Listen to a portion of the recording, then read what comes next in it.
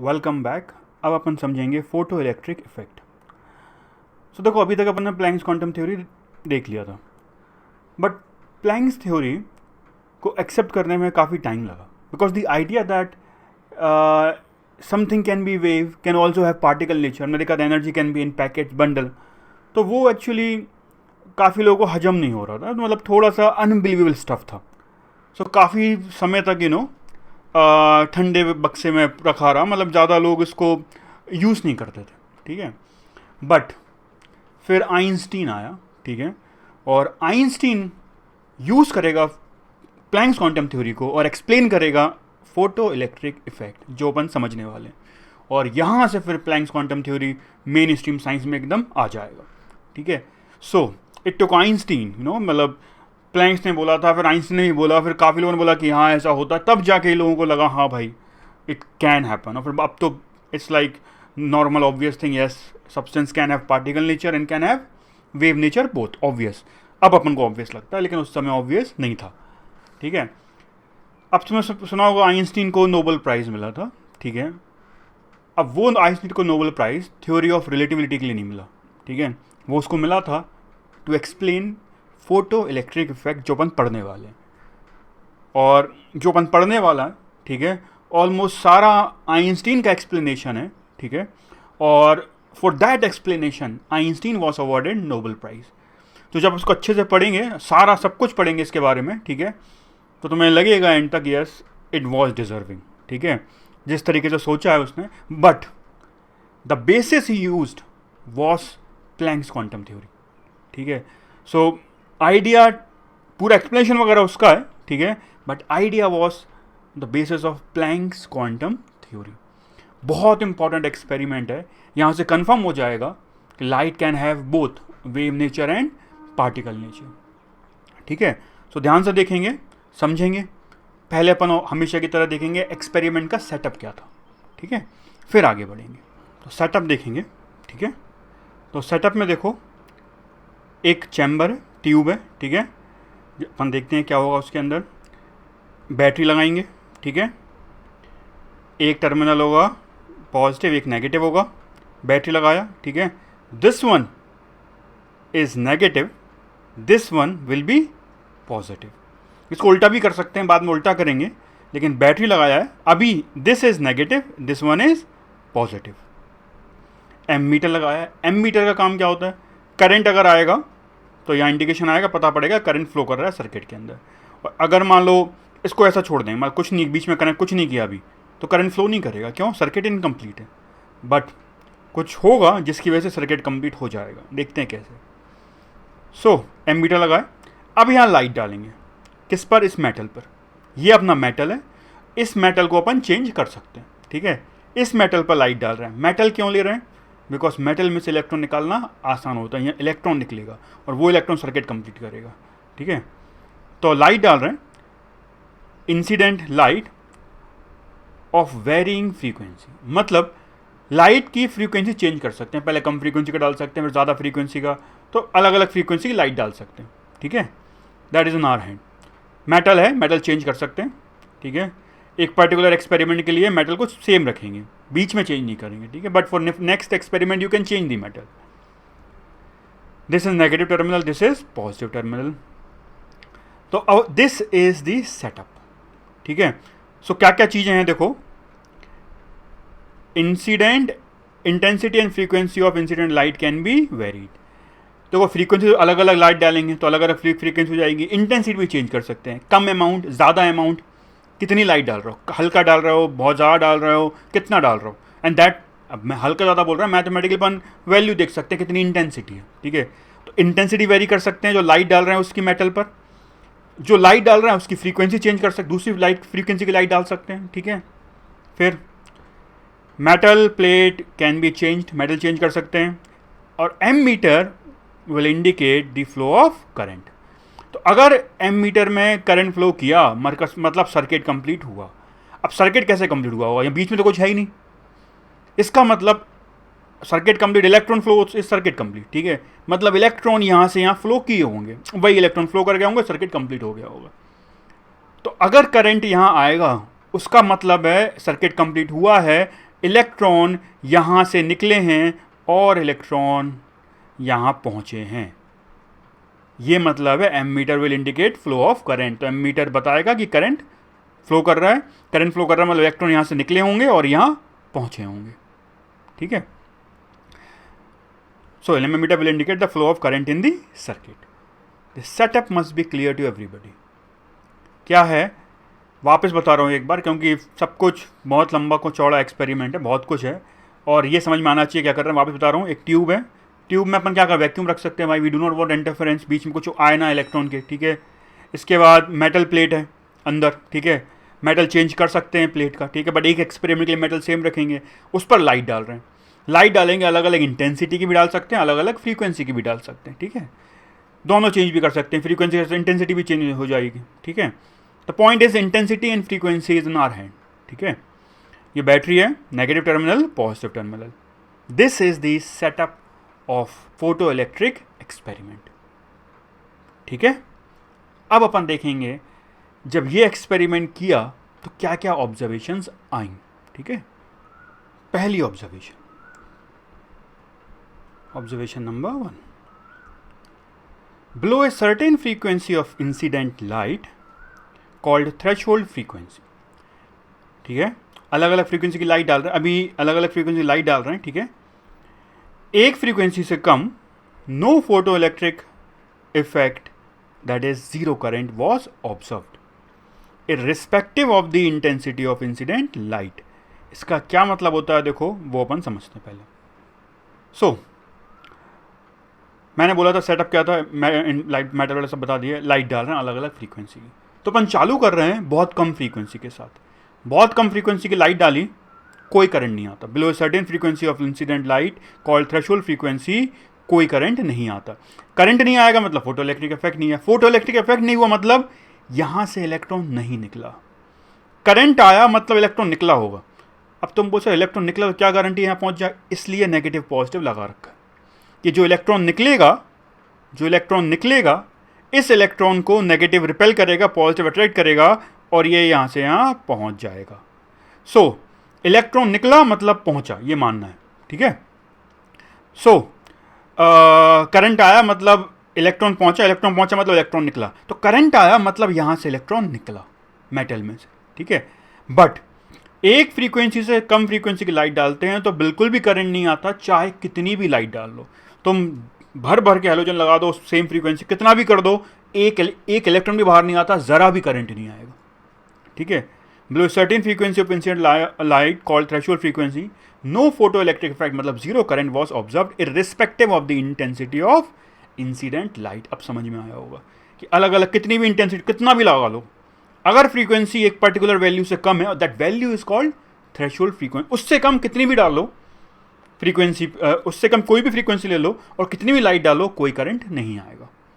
सिर्फ उस पॉइंट, उस फ्रीक्वेंसी से ऊपर चालू होगा इलेक्ट्रॉन निकलना, करंट आना। ठीक है, तो threshold frequency depends upon metal plate. एक और चीज़ अपन को याद रखना है, थ्रेशोल्ड फ्रीक्वेंसी कितनी है मेटल प्लेट पर डिपेंड करती है। मैं अगर मेटल चेंज कर दूंगा तो थ्रेशोल्ड फ्रीक्वेंसी होगी बट कुछ और वैल्यू की होगी। एक पर्टिकुलर मेटल की थ्रेशोल्ड फ्रीक्वेंसी कम हो सकती है, दूसरे मेटल की थ्रेशोल्ड फ्रीक्वेंसी ज़्यादा हो सकती है। मतलब दूसरे वाले मेटल के लिए ज़्यादा फ्रीक्वेंसी तक कोई करंट नहीं आएगा, कोई इलेक्ट्रॉन नहीं निकलेगा। This was the first observation, must be clear. एक पर्टिकुलर फ्रीक्वेंसी तक की कोई भी फ्रीक्वेंसी ले लो, इलेक्ट्रॉन बाहर नहीं निकलता, उस थ्रेशोल्ड फ्रीक्वेंसी के बाद ही चालू होता है और वो थ्रेशोल्ड फ्रीक्वेंसी अलग अलग मेटल के लिए अलग अलग हो सकती है। ठीक है, this was the first observe. अभी अपन देख रहे हैं हो क्या रहा है एक्सपेरिमेंट में, फिर समझेंगे इसका मतलब क्या है, अगर ये हो रहा है तो क्यों हो रहा होगा। ठीक है, तो this was the first observation. अब देखेंगे second observation, observation number 2। Second, for light of frequency greater than threshold, current is observed as soon as light is incident on the metal। इसका मतलब क्या है, देखो पहली बात, थ्रेशोल्ड फ्रीक्वेंसी से कम फ्रीक्वेंसी कितना भी कर लो, कभी भी इलेक्ट्रॉन बाहर नहीं आएगा, कोई करंट नहीं आएगा। बट अगर लाइट की फ्रीक्वेंसी जो तुम डाल रहे हो वो थ्रेशोल्ड फ्रीक्वेंसी से ज़्यादा है, मतलब एक पर्टिकुलर वैल्यू है जिसको अपन थ्रेशोल्ड फ्रीक्वेंसी बोलते हैं, उस फ्रीक्वेंसी से ज़्यादा है तो इलेक्ट्रॉन बाहर आएगा तो करंट आएगा। The point is current instantaneous आता है, मतलब लाइट डालो करंट आया। ऐसा नहीं होता कि लाइट डालो वो गर्म हो रहा है, मतलब गर्म मतलब समझाने के टर्म में कि टाइम लग रहा है, ठीक है, कुछ टाइम बाद इलेक्ट्रॉन निकलना चालू हुआ, ऐसा नहीं, ठीक है, लाइट डाला करंट आया, ठीक है।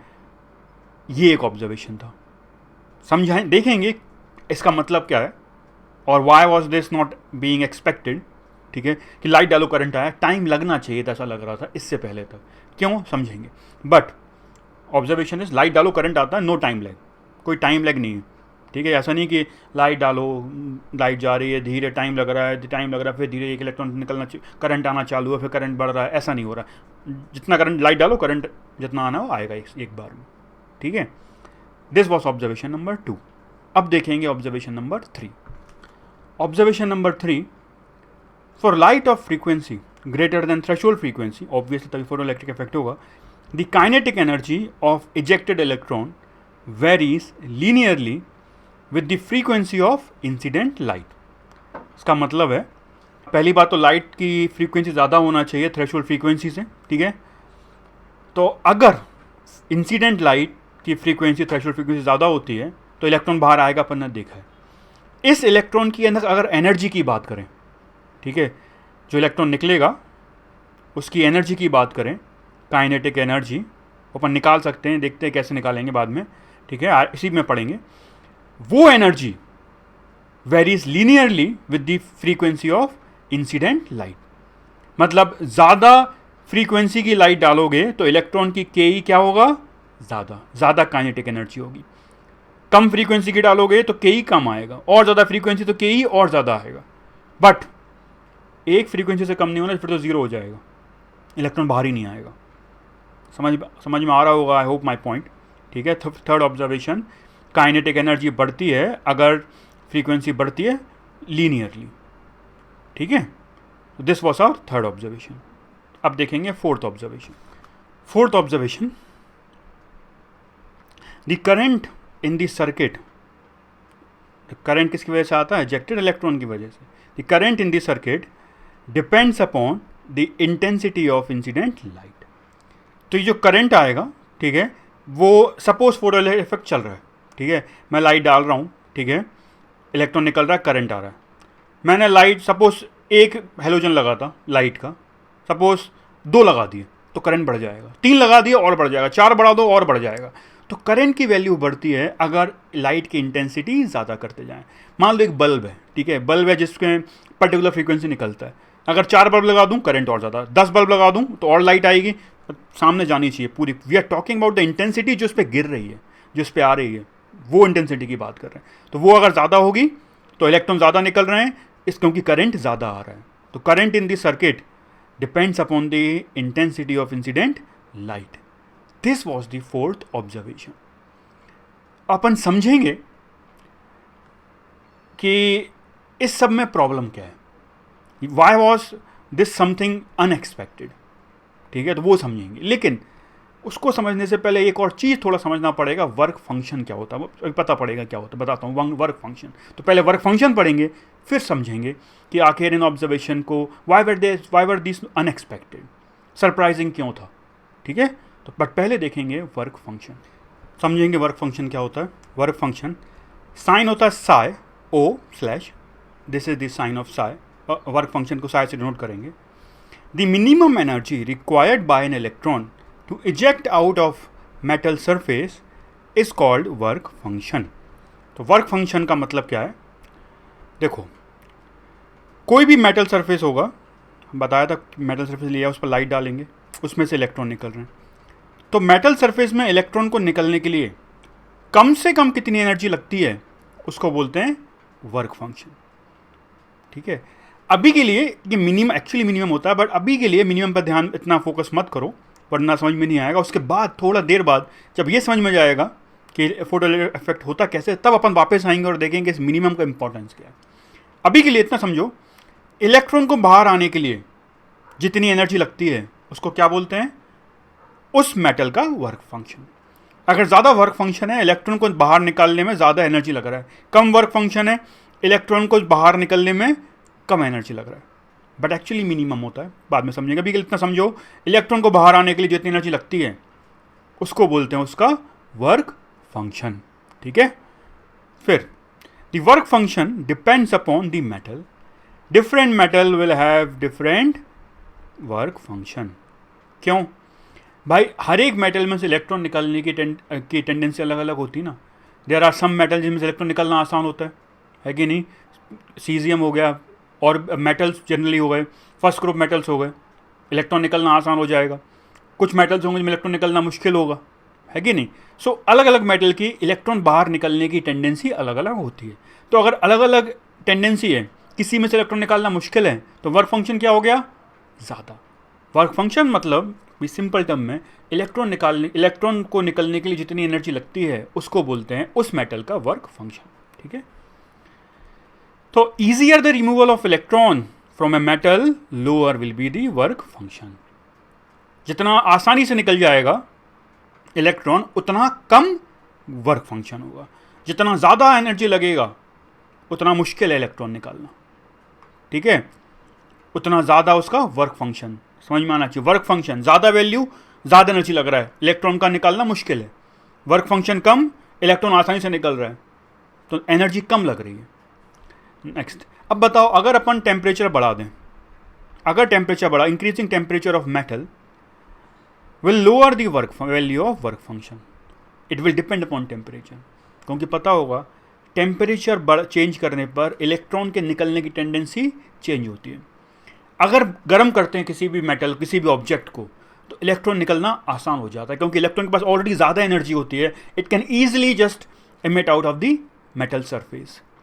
ठीक है, so greater the temperature of the metal, यहाँ मेटल की बात करेंगे, ठीक है, मैं बार बार मेटल बोलूँगा। So greater the temperature of the metal, easier will be the removal of electron, lower will be the work function. Temperature बढ़ाने पर वर्क फंक्शन किसी भी मेटल का कम होता है। ठीक है, ये सबको समझ में आना चाहिए वर्क फंक्शन क्या है, तभी आगे समझ में आएगा। So incident light will have no impact on work function, but light जो अपन डालेंगे, जो अपन देखा था एक्सपेरिमेंट, लाइट, उससे फर्क नहीं पड़ेगा।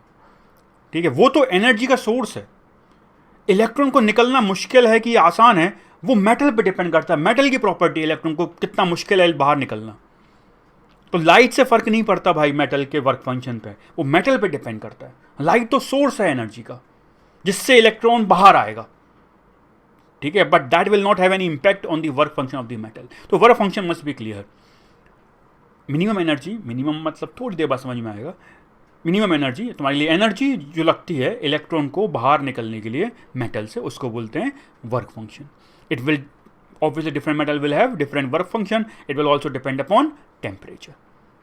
So this is work function. ठीक है, अब अपन समझेंगे टोटल फोटो इलेक्ट्रिक इफेक्ट। तो बेसिक रिक्वायरमेंट्स हो गई जो अपन को चाहिए फोटो इलेक्ट्रिक, जो भी पूरा एक्सपेरिमेंट और ऑब्जर्वेशन थे उनको समझने के लिए। अब समझेंगे, बट यहाँ तक सारा क्लियर होना चाहिए। ऑब्जर्वेशन पता होनी चाहिए मैंने क्या क्या बोला, वर्क फंक्शन समझाया, अब आगे देखेंगे। ठीक है, अब समझेंगे ऑल दोज ऑब्जर्वेशंस। ठीक है, बट कॉन्सेप्ट जो यूज़ करेंगे, कौन सा यूज़ करेंगे? Actually what we are doing is what Einstein did. ठीक है, हम वो समझने वाले हैं। बट आइंस्टाइन ने सारे जो सब कुछ पढ़ा है, सारे एक्सपेरिमेंट जो आगे आने वाले हैं वो पहले सारे कर लिए थे, फिर उसने ये बोला, मैं तुम्हें पहले समझा रहा हूँ। तो एक्चुअली अपन जो कुछ पढ़ रहे हैं थोड़ा उल्टा देख रहे हैं, अपन जल्दी से फटाफट समझ ले रहे हैं। ठीक है, कि क्या होता है फोटो इलेक्ट्रिक इफेक्ट, फिर अपन सवाल वगैरह सब कुछ करेंगे और पूरी थ्योरी समझेंगे। बट एक्चुअली में उल्टा हुआ है, पहले सब कुछ करके देखा आइंस्टीन ने। ठीक है, फिर अल्टीमेटली उसने जाके कंक्लूड किया ओके जो अपन पढ़ने वाले। ठीक है, सो थोड़ा उल्टा है, बट हमें ऐसे ही जाना पड़ेगा, वो अपने लिए आसान है, क्योंकि हम समझ ही नहीं पाओगे। We are not Einstein that we can understand observation without help of Einstein. तो पहले अपन उसने जो बोला था वो समझेंगे, फिर अपन, ठीक है, सारी चीज़ें समझेंगे जो आइंस्टाइन ने एक्चुअली पहले समझ ली थी। ठीक है, देखेंगे सब कुछ क्या है, बट तो अपन समझेंगे explanation of our photoelectric effect, all those observations, explanation of observations by Planck's law। Planck's का लॉ यूज़ करने वाले हैं अपन। ठीक है, तो पहले अपन देखते हैं considering the conventional uniform energy model. तो देखो भाई ध्यान से, ये अपन बना रहा है अपना मेटल। नाउ अपन ने अपना मेटल बना दिया, हो क्या रहा है, अपन इस पर लाइट डाल रहे हैं। नाउ यूनिफॉर्म मेटल, अभी मान लो प्लैंक्स की थ्योरी जो पढ़ी थी उससे पहले की अपन बात कर, मान लो प्लैंक्स की थ्योरी नहीं है, अगर प्लैंक्स की थ्योरी मत मानो तो उससे पहले वाले मॉडल मानने that light is a wave. Light अगर वेव है तो एनर्जी यूनिफॉर्म है। एनर्जी यूनिफॉर्म मतलब होती है एनर्जी आ रही है, बंडल भूल जाओ, अभी पुरानी थ्योरी के हिसाब से बंडल कुछ नहीं है, एनर्जी आ रही है लाइट की, लाइट आती है तो लाइट अपने साथ एनर्जी लेके आती है, पैकेट वैकेट की कुछ बात नहीं करते। अगर लाइट का पुराना मॉडल होता दैट इज लाइट आ रही है, एनर्जी तो यूनिफॉर्म है, मतलब हर वैल्यू होती है, ऐसा कुछ नहीं है कि पैकेट्स में होती है, अगर ऐसा होता तो पहला ऑब्जर्वेशन नहीं होना चाहिए था। पहला ऑब्जर्वेशन क्या बोलता है, कितनी भी लाइट डाल लो इलेक्ट्रॉन बाहर नहीं आता। जबकि अगर ऐसा होता तो हर, ऐसा मतलब लाइट का पुराना मॉडल होता तो हर फ्रीक्वेंसी पे इलेक्ट्रॉन बाहर आना चाहिए। मान लो इस इलेक्ट्रॉन को बाहर आना है और बाहर आने के लिए कम से कम एनर्जी लगती है, उसको बोलते हैं अपन वर्क फंक्शन। अभी पढ़ा, कुछ वर्क फंक्शन है। तो अगर मान लो इस इलेक्ट्रॉन पे एनर्जी आ रही है तो एनर्जी धीरे धीरे आती है भाई, थोड़ी सी बढ़ जाती। अगर वर्क फंक्शन की वैल्यू मान लो 8 जूल्स है तो पहले क्या होता, इलेक्ट्रॉन 1 जूल ले लेता, फिर 2 जूल ले लेता, 2.5 यूनिफॉर्म है, पैकेट नहीं है, 2.7, 3.1, 3.5, 3.7, धीरे धीरे बढ़ती जाती है एनर्जी, क्योंकि कंटिन्यूसली आ रही है, बढ़ती जाती है बढ़ती जाती है। तो जैसे इलेक्ट्रॉन की एनर्जी 8 जूल हो जाती है वो बाहर निकल जाता। कितनी भी कम, अगर कम फ्रीक्वेंसी लेते टाइम लगता लेकिन बाहर निकलता, धीरे धीरे एनर्जी मिलती जाती और मिलती सारे इलेक्ट्रॉन बाहर निकल जाते। ऐसा नहीं हो रहा है। हो क्या रहा है, एक फ्रीक्वेंसी है जिसको बोलते हैं थ्रेशोल्ड फ्रीक्वेंसी, उससे कम कितनी भी लाइट डाल लो, कितनी भी टाइम, 1 साल तक डालते रहो, एक इलेक्ट्रॉन बाहर नहीं आएगा। अगर फ्रीक्वेंसी इस फ्रीक्वेंसी से कम है तो फर्क नहीं पड़ता कितनी लाइट डाल रहा हो, कितने टाइम तक डाल रहा हो। Whereas observation was totally different. ठीक है, ऑब्जर्वेशन वॉज कि मतलब ऑब्जर्वेशन वॉज कि फ्रीक्वेंसी कितनी भी कम, फ्रीक्वेंसी कम लोगे बिल्कुल इलेक्ट्रॉन बाहर नहीं आएगा, कितना भी टाइम तक डालते रहो। और पुराना मॉडल बोल रहा है कि इलेक्ट्रॉन बाहर आना चाहिए, फ्रीक्वेंसी फ़र्क नहीं पड़ता। पुराने मॉडल में अब ऑब्जर्वेशन तो ऑब्जर्वेशन दिख रहा है, तो पुराना मॉडल ऑब्वियसली गलत है। प्लैंक समझाएगा, कैसे समझाएगा वो अपन देखेंगे, पहले और देखते हैं ऑब्जर्वेशन।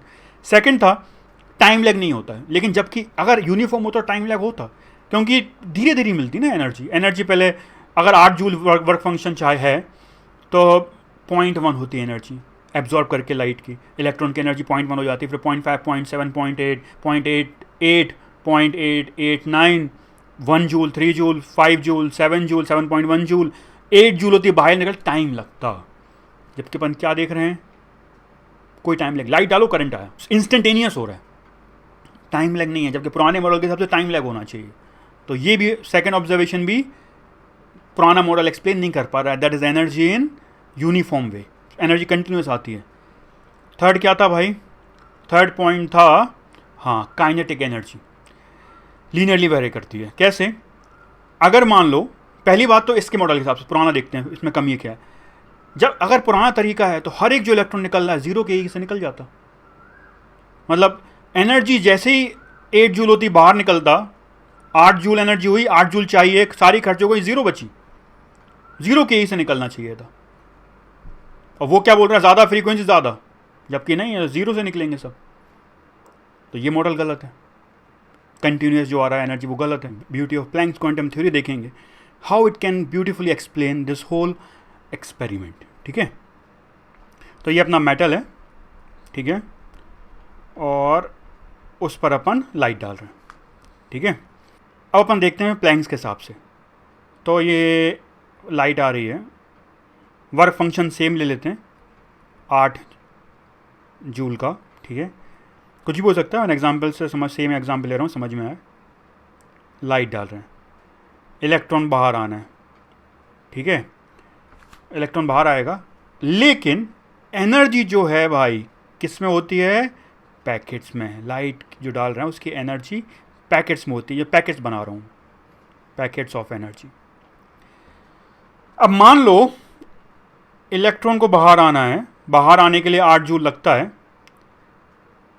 पहली बात तो आइंस्टीन ने मैथमेटिकली ये प्रूव किया था, इलेक्ट्रॉन कंटिन्यूसली मोशन में होता है, तो electron can only absorb 1 photon at a time. It can not absorb like एक इलेक्ट्रॉन लिया, 1 फोटोन 2 फोटोन ले लिया फिर आए, ऐसा नहीं। It do not have that much, he has prove mathematically, ठीक है, we can not do that, it is beyond our course, ठीक है, बट ही डिड दैट। तब उसने बोला कि पहली बात ये मानना है कि ये है कॉन्सेप्ट कि एक इलेक्ट्रॉन एक ही फोटोन एब्जॉर्ब कर सकता है एक बार में, ठीक है। एक ऐसे नहीं हो सकते एक दो फोटोन ले, इंतजार करे, एक फोटोन आ गया, दो फोटोन आ गए, फिर बाहर आया, ऐसा नहीं। तो ये concept is one electron one photon. अब मान लो फ्रीक्वेंसी कम है, ना frequency is proportional to what, energy of packet. Frequency is very low, packet की एनर्जी है मान लो 0.1 जूल, इतने 0.1 जूल के पैकेट्स आ रहे हैं। इलेक्ट्रॉन 0.1 जूल लेगा पैकेट के, बाहर निकलने के लिए कितना चाहिए, 8, और सिर्फ 0.1 बाहर निकल पाएगा क्या, नहीं, इलेक्ट्रॉन नरी रह जाएगा और वो एनर्जी लॉस्ट कर देगा। हर इलेक्ट्रॉन पे कितनी एनर्जी करेगी, 0.1, और कम से कम कितनी चाहिए बाहर निकलने के लिए, 8 में मिल ही नहीं पाए सॉरी, कोई भी इलेक्ट्रॉन बाहर नहीं निकल पाएगा।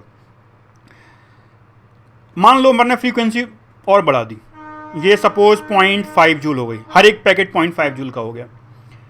इलेक्ट्रॉन पर फोटॉन्स आए 0.5 का, बाहर निकलने के लिए कितना चाहिए, 8 जूल। 0.5 मिला, बाहर निकलने की कोशिश की, 8 जूल चाहिए, नहीं निकल पाया, फोटोन लूज कर देगा। मतलब कितने भी फोटोन डाल दो, एक भी इलेक्ट्रॉन बाहर नहीं, there is a barrier of 8 joules. जब तक वो बैरियर क्लियर नहीं होगा, इलेक्ट्रॉन एक इलेक्ट्रॉन भी बाहर नहीं आएगा, क्योंकि कम से कम 8 जूल चाहिए ही। वही है वर्क, वही होता है वर्क फंक्शन। कितनी भी लाइट डाल लो, कितने भी टाइम तक डाल लो, कोई भी इलेक्ट्रॉन बाहर नहीं आएगा, तो करंट नहीं आएगा, फोटो इलेक्ट्रिक इफेक्ट नहीं होगा। Now our first observation is satisfied, but we have to use Planck's quantum theory, not our old model, ठीक है। सो समझ में आया।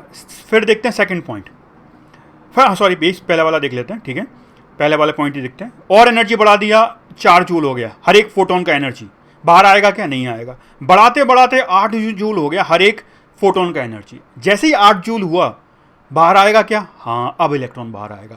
और इस फ्रीक्वेंसी पर जब एनर्जी 8 जूल्स है, क्या बोलेंगे, थ्रेशोल्ड फ्रीक्वेंसी। वो फ्रीक्वेंसी जिस पर energy of bundle work function के बराबर हो गया, इलेक्ट्रॉन बाहर आ गया, that is called threshold frequency. उस फ्रीक्वेंसी से कम अगर फ्रीक्वेंसी है लाइट की, कितना भी लाइट डालो, एक भी इलेक्ट्रॉन बाहर नहीं आएगा, करंट नहीं आएगा। First observation is completely satisfied. Second, light डालो, करंट आया। तो देखो मान लो 0.5 जूल के फोटॉन्स हैं और लाइट डाल रहे हैं 0.5 जूल वाली, जहाँ एनर्जी ऑफ बंडल 0.5 है। इलेक्ट्रॉन 0.5 लेगा, बाहर नहीं निकल पाएगा, लूज कर देगा फोटोन। फिर दूसरा इलेक्ट्रॉन आया, दूसरा फोटोन आया, इलेक्ट्रॉन ने एब्जॉर्व किया 0.5, नहीं निकल पाया, लूज कर दिया, तो नहीं निकलेगा। बट मान लो मैंने बताया था, if when frequency is greater than threshold frequency, energy of packets, जो लाइट इंसिडेंट लाइट है, उसके 9 जूल्स हैं।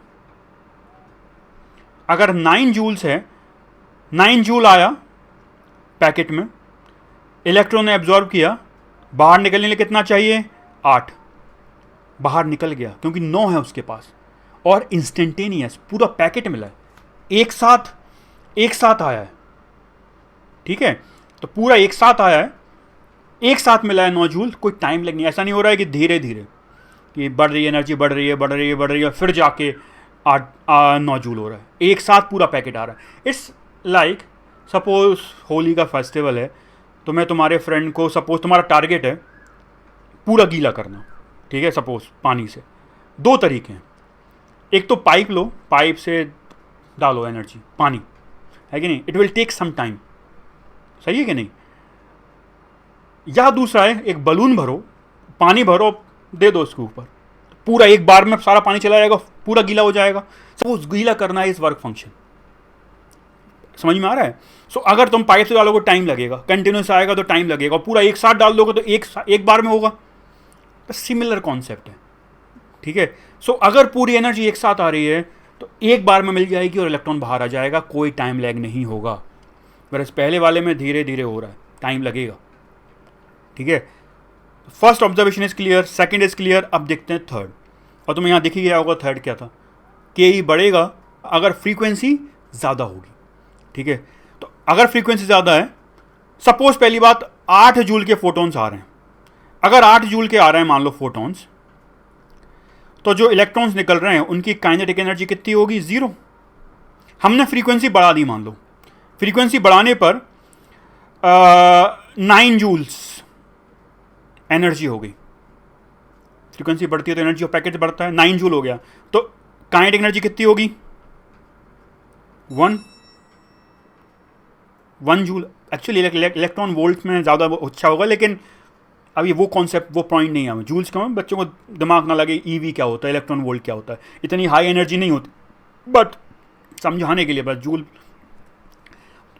तो अगर मान लो मैंने फ्रीक्वेंसी और बढ़ा दी, 9.5 हो गई हर एक पैकेट की एनर्जी, तो जो इलेक्ट्रॉन निकलेगा उसकी एनर्जी कितनी हो जाएगी? 9.5 मिला, 8 खर्च हो गया, कितना बचा? 1.5 जूल। फ्रीक्वेंसी और बढ़ा दी, और फ्रीक्वेंसी बढ़ा दी, 10 जूल हो गई मान लो हर एक पैकेट की एनर्जी। बाहर निकलने में कितनी चाहिए? 8 खर्च हो गई, कितनी बची? 2 joules. As the frequency increases, देखो फ्रीक्वेंसी बढ़ रही है तभी एनर्जी बढ़ रही है, फ्रीक्वेंसी बढ़ रही है तो काइनेटिक एनर्जी भी बढ़ रही है, लीनियरली बढ़ेगी। उसका ग्राफ भी बनाएंगे। Third point is also explain. Intensity की बात करते हैं। तुमने अगर ज़्यादा इंटेंसिटी रखा, मान लो तुमने पैकेट की एनर्जी सेम रखी और अमाउंट बढ़ा दिया, तो तुमने पैकेट सेम रखे, अमाउंट बढ़ा दिया, तो ज़्यादा फोटोन्स आएंगे, ज़्यादा फोटोन्स आएंगे तो ज़्यादा इलेक्ट्रॉन्स बाहर निकलेंगे, ज़्यादा इलेक्ट्रॉन्स बाहर निकलेंगे तो ज़्यादा इलेक्ट्रॉन अपोजिट साइड पहुंचेंगे, तो ज़्यादा इलेक्ट्रॉन फ्लो करेंगे, ज़्यादा इलेक्ट्रॉन फ्लो करेंगे तो ज़्यादा करंट आएगा। What is current? Flow of electrons. जितने इलेक्ट्रॉन ज़्यादा पहुंचेंगे अपोजिट टर्मिनल पर उतना ज़्यादा करंट आने वाला है। फोर्थ पॉइंट ऑल्सो एक्सप्लेन, ठीक है, यूजिंग प्लैंक्स क्वांटम थ्योरी। तो which one is right? Planck's. तो हमें प्लैंक्स की थ्योरी सोचना चाहिए, and then we will see, we can explain the whole observations which we have already seen, but काफ़ी graphs भी आने वाले हैं। जो ग्राफ पहले एक्सपेरिमेंट मेनली कैसे करते हैं? ग्राफ प्लॉट किए जाते हैं, फिर उनको समझाते हैं, तो अपन सब बाद में करेंगे, लेकिन वो सारे ग्राफ जो आगे आने वाले हैं उनको समझाने के लिए प्लैंक्स क्वांटम थ्योरी यूज़ करनी पड़ेगी। मैंने बताया अपन उल्टा देख रहे हैं, अपन पहले समझ ले रहे हैं सीधे, हुआ बाद में था। पहले आइंस्टाइन ने सब कुछ देखा, सारे ग्राफ देखे, उन सबको समझाने के लिए फिर ये बोला। हम पहले समझ रहे हैं, बट एटलीस्ट वो समझ में आना चाहिए कि मैं क्या बोल रहा हूँ, ठीक है। तो एनर्जी जो होती है लाइट की किस में होती है? पैकेट्स में होती है। पैकेट की एनर्जी कैसे निकालते हैं? प्लैंक्स लॉ से, E equal to hc by lambda से। वो सब समझ चुके हैं अपन प्लैंक्स के अंदर, प्लैंक्स लॉ के अंदर, है कि नहीं? ठीक है। सो आई होप समझ में आया होगा। मैं यहाँ तक अभी फॉर्मूले बनाएंगे, सब बनाएंगे, but this is the basic idea कि क्या चल रहा है। लास्ट बार एक बार पूरा वापस बता दे रहा हूँ क्या हो रहा है। लाइट आ रहा है, बट एनर्जी फोटोन्स में बोल रहे हैं, तो सारे सबको समझा पा रहे हैं, क्योंकि अगर फोटोन की एनर्जी जब तक 8 जूल नहीं होगी, ये अपना एग्जाम्पल है, 8 हमेशा नहीं होता, वर्क फंक्शन कुछ भी बोल सकता है। सो जब तक फोटोन की एनर्जी 8 जूल नहीं होगा, इलेक्ट्रॉन बाहर नहीं आ पाएगा, क्योंकि एक इलेक्ट्रॉन एक फोटोन एब्जॉर्ब करता है, ही प्रूव्ड मैथमेटिकली। तो अगर फोटोन की एनर्जी 2 जूल है, बाहर नहीं आ पाएगा, बट जैसे ही 8 जूल हो जाएगा बाहर आ जाएगा, 8 से ज़्यादा पे भी बाहर आएगा, और तो और कुछ के ही बचेगा अगर 8 से ज़्यादा होगा एनर्जी ऑफ फोटोन्स। लाइट डाला, करंट आया, क्योंकि पूरी एनर्जी एक साथ आ रही है, ठीक है। फिर ज़्यादा फोटोन डालोगे तो ज़्यादा इलेक्ट्रॉन्स बाहर आएंगे, ज़्यादा करंट आएगा, के ही बढ़ेगा अगर ज़्यादा एनर्जी होगा पैकेट्स का, तो क्योंकि ज़्यादा एनर्जी बची रह जाएगी बाहर निकलने के बाद। बट सब समझा दिया। एक चीज़ मैंने भी क्लियर नहीं किया, मिनिमम वर्क फंक्शन बताया था, दी मिनिमम एनर्जी थोड़ी देर बाद अब देखने वाले हैं अपन।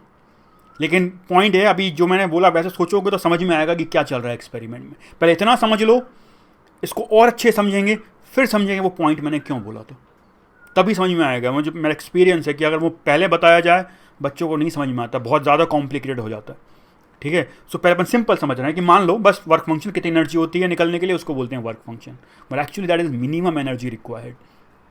समझेंगे अपन। So this is the explanation of photo electric effect, ठीक है। तो फॉर्मूला समझते हैं अपन, ठीक है, कि क्या फॉर्मूला आएगा इस एक्सपेरिमेंट का, देखते हैं। अब देखते हैं फॉर्मूलेस, ठीक है, कि क्या क्या आएंगे। बहुत सिंपल है, याद भी नहीं करना पड़ेगा अगर समझ में आ गया है तो, ठीक है, बट फिर भी लिख देते हैं सब कुछ। तो देखो एच न्यू माइनस 5 के ई मैक्स है, क्यों है देखो समझाता हूँ। एच म्यू क्या है? कितनी एनर्जी है पैकेट का, मैंने क्या बोला था, उसमें से फाई क्या हो जाएगी, खर्च। जो बचेगी किस फॉर्म में होगी, के ई मैक्स। अब ये मैक्स वाला समझ में तब आएगा जब अपन वो मिनिमम समझ लेंगे, मिनिमम एनर्जी रिक्वायर्ड। थोड़ी देर रुक जाओ, पहले ये समझो, सब समझ में आएगा, हिम्मत रखो, ठीक है, समझ में आएगा, बट स्टेप बाय स्टेप समझो, तब समझ में आएगा ये पूरा एक्सपेरिमेंट, ठीक है। अभी तुम्हें के ई मैक्स लिखा है, बट मैक्स पे ध्यान मत देना, सिर्फ के ही समझना, ठीक है। समझाऊंगा बाद में, समझ में जब ये मिनिमम बता दूंगा तब ये मैक्सिमम समझ में आएगा, ठीक है, तब वो मिनिमम से रिलेटेड है मैक्सिमम। अभी के लिए समझो ऐसा, एक पैकेट का एनर्जी में से खर्च हो गई वर्क फंक्शन, जो बचा किस फॉर्म में होगा, काइनेटिक एनर्जी। जो म्यू होती है उसको सी बाई लैम्डा भी बोल सकते हैं, है कि नहीं। तो H C by lambda minus phi will be equal to K E max, ऐसा भी लिख सकते हैं, ठीक है।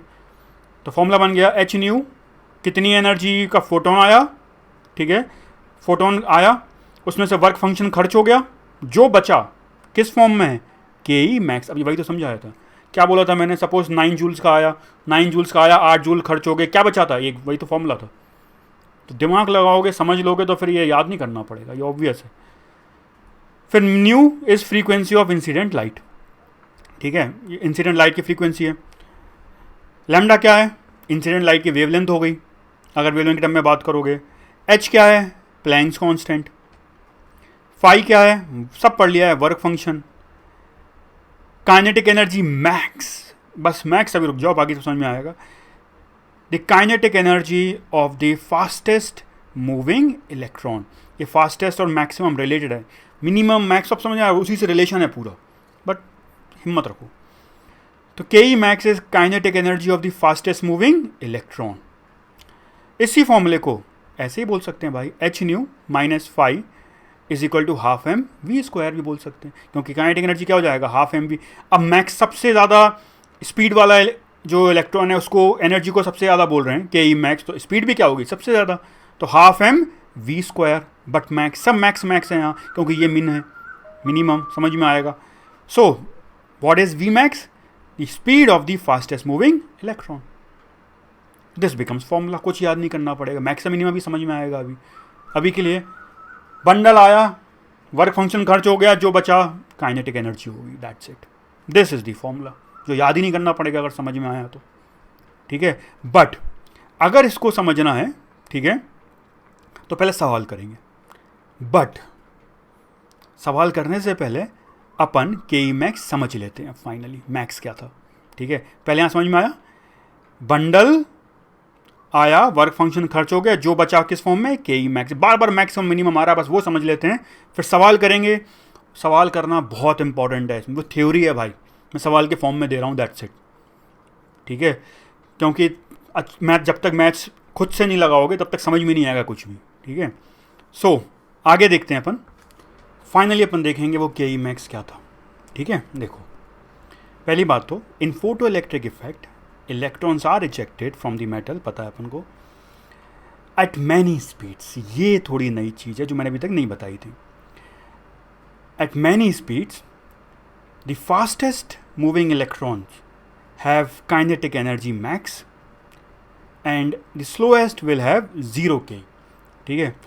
फोटो इलेक्ट्रिक इफेक्ट में इलेक्ट्रॉन्स निकलते हैं अलग अलग एनर्जी के। मैंने अभी तक तुम्हें सिंपलिस्टिक ये बताया था कि ये मान लो एक ही एनर्जी निकल रहा है, के ही, ठीक है, एक्चुअली ऐसा नहीं होता है, ठीक है, अलग अलग एनर्जी के इलेक्ट्रॉन्स निकलते हैं। तो बहुत सारे अलग अलग वैल्यू आएंगी काइनेटिक एनर्जी की, सबसे कम होती है 0, सबसे ज़्यादा होती है के ई मैक्स, जो उस फॉर्मूले से आई थी, ठीक है। सो मतलब कहने का, in photo electric effect electrons have kinetic energy 0 से लेके के ई मैक्स तक। जो वैल्यू अपन ने बोली थी वो ये मैक्स था, ठीक है। क्यों, समझ में आएगा, इंतजार करो थोड़ा सा। This energy required by an electron to move out of metal surface कितनी होती है, वर्क फंक्शन जो वैल्यू थी वो, या उससे ज़्यादा, क्योंकि मैंने बोला था, अब देखो work function, the minimum energy required, कम से कम कितनी लगती है, ठीक है, उसको बोलते हैं वर्क फंक्शन। जो सबसे कम एनर्जी लगती है उसको बोला जाता है वर्क फंक्शन, ठीक है। So energy required by electron to move out of metal surface greater than और इक्वल टू 5 होगा। तो मेरे को फिर एक्चुअली जो फॉर्मूला मैंने बोला था, सिंप्लिसिटी मतलब जो एकदम मोस्ट बेसिक होना चाहिए वो ये होना चाहिए था, एनर्जी ऑफ इंसिडेंट फोटोन कितनी एनर्जी का आया माइनस कितनी एनर्जी खर्च हो गई, जो बची किस फॉर्म में होगी, kinetic energy of electron, max की बात ही नहीं कर रहे हैं मान लो, ये फॉर्मूला होना चाहिए था। अब देखो इसको समझते हैं, ध्यान से देखना भाई, यहाँ थोड़ा दिमाग लगेगा। ये मान लो अपना मेटल सरफेस है, मेटल है, ठीक है, यहाँ से इलेक्ट्रॉन बाहर निकल रहे हैं। वर्क फंक्शन एक्चुअली होता है कम से कम कितनी एनर्जी लगेगी। मान लो वो 8 जूल थी, अपन 8 जूल ले रहे हैं हर ऐसे एग्जाम्पल के लिए, वैसे ईवी लेना चाहिए बट समझ लेना कि ईवी में होना चाहिए वैल्यूज़ जूल समझाने के लिए, कि टेंशन मत लो एनर्जी का यूनिट्स का। 8 जूल मान लो वर्क फंक्शन है इस मेटल का, इसका मतलब क्या होता है, कम से कम 8 जूल लगेगा। मतलब इलेक्ट्रॉन मान लो सीधे सबसे आसानी से निकल गया, सरफेस वाली निकल गया, लाइट आया सबसे आसानी से जो निकल सकता है वो निकल गया, सबसे आसान वो था 8 जूल। इसका मतलब ये नहीं है कि हर इलेक्ट्रॉन 8 जूल पे निकल जाएगा, हो सकता है दूसरा इलेक्ट्रॉन मान लो अंदर वाला निकले, अंदर थोड़ी टक्कर वक्कर हो जाए उसकी, बाहर तक आते आते थोड़ी ज़्यादा एनर्जी और लग जाए, मतलब हो सकता है इस वाले इलेक्ट्रॉन को बाहर आने में 9 जूल लग जाए, बिल्कुल हो सकता है। दूसरा वाले ने और डिफ़िकल्ट पाथ चूज़ किया और टक्कर हुई उसके बीच में दूसरे इलेक्ट्रॉन से, 9.5 लग गया मान लो। दूसरा वाला और बहुत उल्टा सीधा, बहुत टक्कर हुई, बहुत लगा, हो सकता है मान लो ये लगा अपन को 100 जूल्स, बिल्कुल हो सकता है। बहुत डिफ़िकल्ट पाथ चूज़ किया इसने, और डिफ़िकल्ट पाथ चूज़ किया, ये हो सकता है मान लो 150 जूल्स, और बड़ी वैल्यू हो सकती है। बट वर्क फंक्शन क्या था, द मिनिमम एनर्जी रिक्वायर्ड, कम से कम 8 तो लगेगा भाई। सबसे आसान वाला पाथ चूज़ कर लेगा तो 8 लगेगा, उससे ज़्यादा भी लग सकती है इलेक्ट्रॉन को बाहर निकलने के लिए एनर्जी, बट 8 तो लगेगी, that is called work function. अब समझ में आ रहा है, the minimum energy required by an electron to eject out of metal surface is called work function. It does not mean all electron will require work function value of the energy. It can be more than that, but कम से कम 8 तो लगेगा, that is called work function। अब देखो वो maximum क्यों आया था। मान लो अपन लाइट डाल रहे हैं सेम वैल्यू का, वो अपन ले लेते हैं मान लो 10 जूल, 10 जूल्स के फोटॉन्स आ रहे हैं, मान लो लाइट डाल रहे हैं अपन मेटल पर 10 जूल्स की, 10 जूल्स की डाल रहे हैं, ठीक है।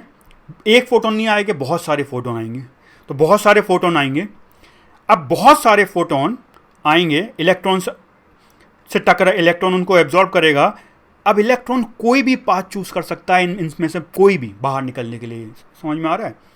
जरूरी नहीं इलेक्ट्रॉन 8 वाला निकले, तो किस्मत है अगर सरफेस वाला निकलना चाहता है तो, या लाइट वहाँ पर गिर रही है तो, है कि नहीं, अंदर वाला भी निकल सकता है। तो एक इलेक्ट्रॉन कौन सा पाथ चूज करेगा अपन को नहीं पता, किस्मत है, प्रोबेबिलिटी है। It can choose any of this path, इनमें से कोई भी पाथ चूज कर सकता है, ठीक है। 10 जूल का आ रहा है, बट मान लो उसने 8 जूल वाला पाथ यूज किया, तो 10 जूल का आया, किस्मत से सबसे कम वाला उसने यूज किया, और जो एनर्जी बच गई कितनी हो गई, 2 जूल। बट मान लो इलेक्ट्रॉन ने 9 जूल वाला पाथ चूज किया होता, या कोई दूसरा इलेक्ट्रॉन जिसने 9 जूल वाला पाथ यूज़ किया, 10 फोटोन की एनर्जी तो सेम है 10 जूल्स, उनमें से 9 जूल खर्च हो गई, कितनी बची, 1 जूल। दूसरा आया, दूसरा पाथ चूज़ किया होता, मान लो 9 पॉइंट कितना भी कर सकता, मैंने एग्जाम्पल लिए 9.5 वाला, 10 में से 9.5 खर्च हो गया, कितना बचा, 0.5 जूल। कोई ऐसा पाथ भी हो सकता है जिसमें 10 जूल एनर्जी लग रही हो, हर पॉसिबल केस बन सकते हैं। 10 में से 10 खर्च हो गए, जो बचा कितना हो गया, 0 जूल्स। उसके बाद हो सकता है दूसरा पाथ चूज करे 100 जूल्स वाला, तो बाहर आएगा क्या, नहीं आएगा बाहर। 150 वाला पाथ चूज किया, 10 जूल ही मिल रही है, बाहर आएगा क्या, नहीं आएगा।